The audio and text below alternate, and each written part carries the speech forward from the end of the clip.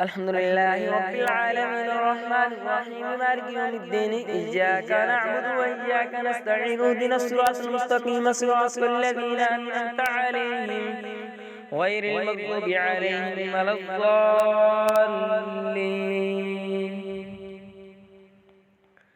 يا أيها الذين آمنوا استعينوا بالصبر والصلاة إن الله مع الصابرين. ولا تقولوا لمن يقتل في سبيل الله أموات بل أحياء ولكن لا تشعرون.